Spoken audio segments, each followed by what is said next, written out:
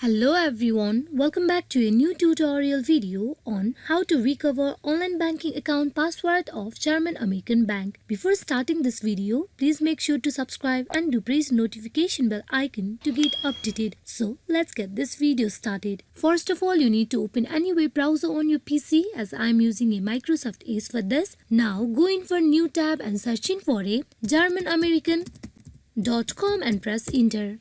At the official webpage of German American Bank, you can see the login form page on the right panel. There you need to provide your user ID and password, then click on sign in where you will get directly logged into your online banking account of German American Bank. As we are going to recover our user ID and password, we need to click on the link given below, that is forgot user ID or password.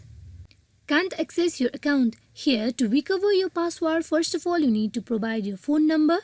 Then you go in for providing your username. After you provide both the details, you need to click on send me a new password where you need to follow the further instruction that has been provided. Then you will be able to recover your password.